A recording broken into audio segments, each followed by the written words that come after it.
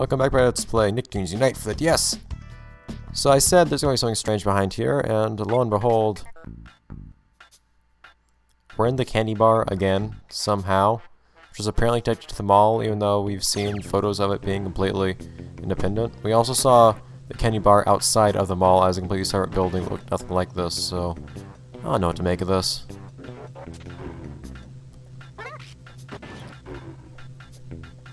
Anyways, not much terribly notable about this room, for better or worse.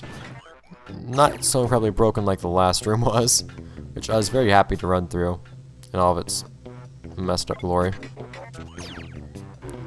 This one's actually pretty straightforward, and it works properly for that matter, as far as I can tell. I'm playing something that's a bit more effective at breaking crates open though. Crates that for some reason sound like they're pottery. That's not what I was trying to do. Oh, thank you, game. You sprung all enemies exactly what I needed. Oh, I actually already have full boost for Jimmy anyways. And I like to destroy everything, so I'll do that. But I don't believe you can destroy everything to progress in the level. I think you're just flying up to the next level and everything's okay. I don't think you see anything interesting in any of these boxes either. Some of them are empty. Hi. How'd that even happen? Some are empty. Some have a small amount of boost stuff, and many have large boost bits as well. It looks like that's it. Oh well.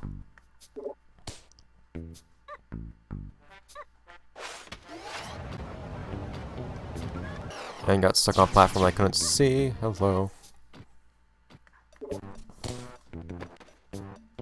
Leave me be, pants. Actually, they pretty much completely ignored me. Be careful about, well, a lot of things here. This one area has some nice four-direction symmetry. Turrets in all four corners, platforms to go across in all four corners as well. And some pants just randomly distributed as well. Gumball machine. Two-dimensional gumball.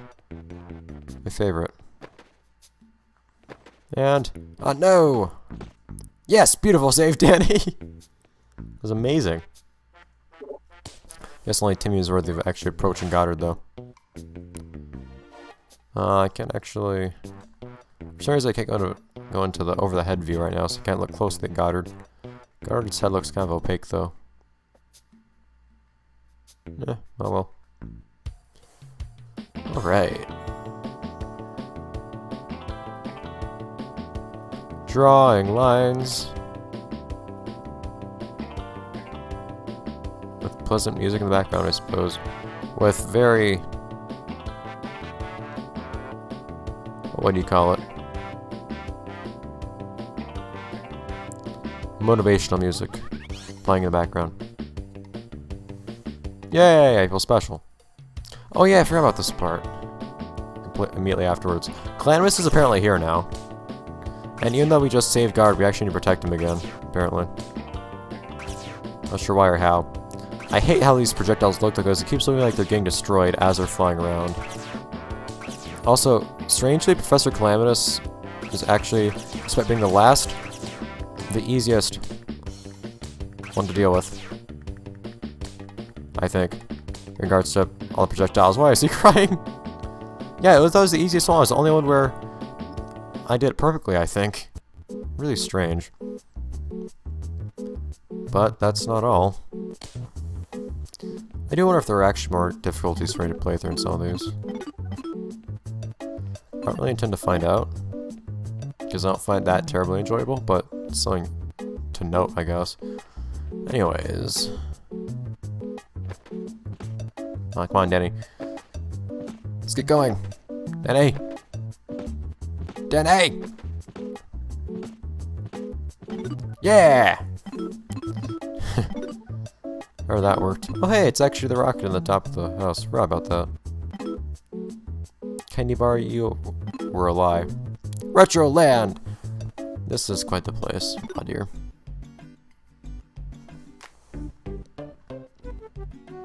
Tech bark noises! I do love that caption. Believe me, he's not kidding when he says it's a big place. My god. I find interesting how none of these games actually explain what the Unamusing device does. Also, Retroland looks nothing like the actual Retroland, but that's another matter. So I could waste a lot of time in this area like I did in my first playthrough, but I'm not going to. At least not much. I'll point out some fun stuff, though. There's a trash can there for some reason. No idea why.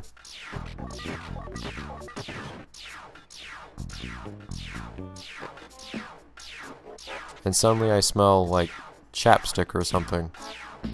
Scent has engulfed the room I'm in. It's interesting.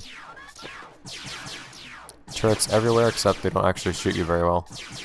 For some reason, this level is obsessed with giving you options. As in giving you 2 possible routes you can take. Usually those 2 routes are exactly the same as well. Not always. For example, this route on this side over here is actually much longer than the other one. Pants appeared again. We're actually in the same area we were in the first time. So if you particularly want to, you can actually go back into the first area as well. This is probably how I wasted so much time by doing that. Doing things like that required me to do some backtracking. Or rather, the opposite of that. I need to actually progress again. Danny, jump! No, that's not the wrong jump, Danny! Oh, stop doing circles. I'm not telling you to go in those directions. Grand. So... I'm not doing that again. You can run all the way to that trash can that I point out is a very obscure location if you really feel like it, but not really a reason to do that. The other side is a lot less exciting, though. If you decide to go there. If you particularly decide to suspend yourself up here, if you have the right timing for it. Huh. Yeah, I was trying to get suspended in one place, which I usually do. I think I'm actually hitting the button too quickly. But yeah, you can see the beautiful design of this area.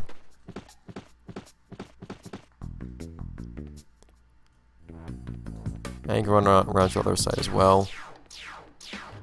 Really nothing more to make of this part either. You can run all the way around in a big circle to the next portion if you want to. I guess when I said that this was a really big place, it was also just because I felt that way because I took forever to get through here the first time. See, outside the skybox game, they really had to just make... I've run out to make ground, but secondly, they had to just make... Oh, that was interesting. The skybox go across the horizontal plane too. Just kind of mirror the top of the world. Anyway, so this isn't quite Retroland as I remember it. Much like how I don't remember the other part either. But I'll go with it, I guess.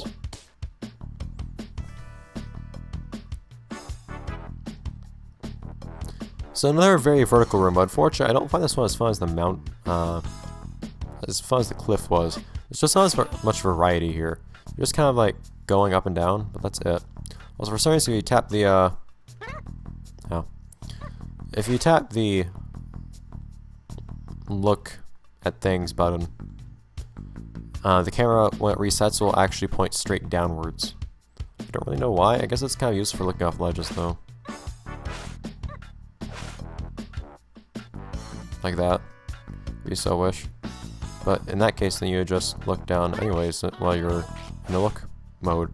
Oh, he's gone.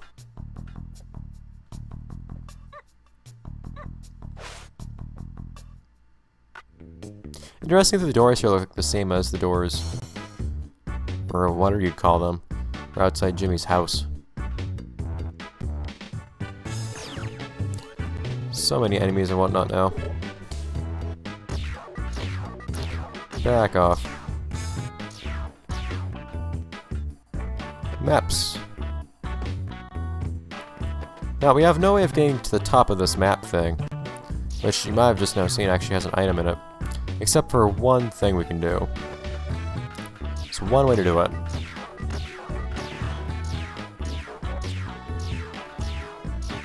Go away, enemies.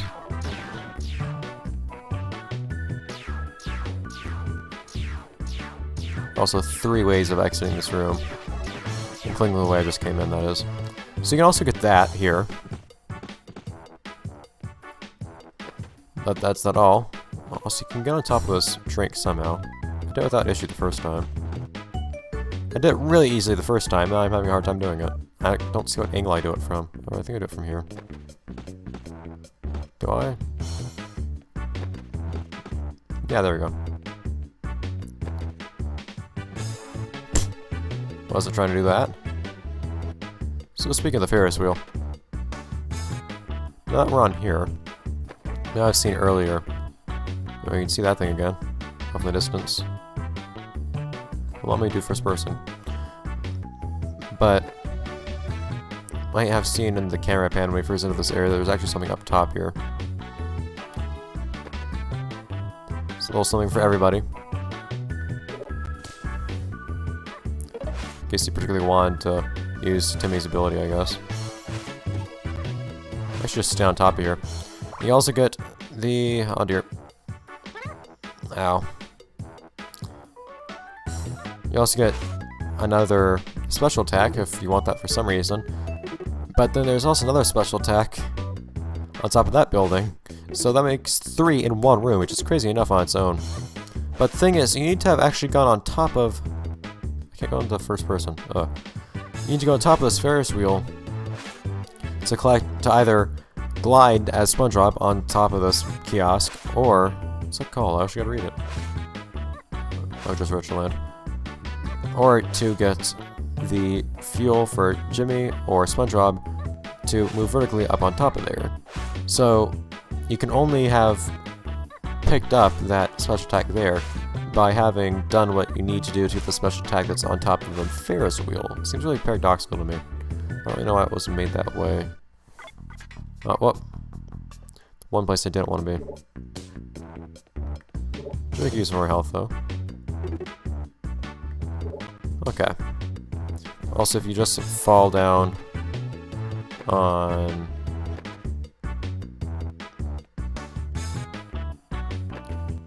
you can go on either side of the Ferris wheel, actually. If you fall down this red thing, though, you won't take any fall damage.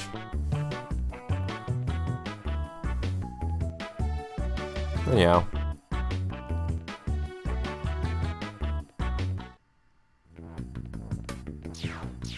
Not all those places where you can just take either route because it's all circular. Don't know why, but it is.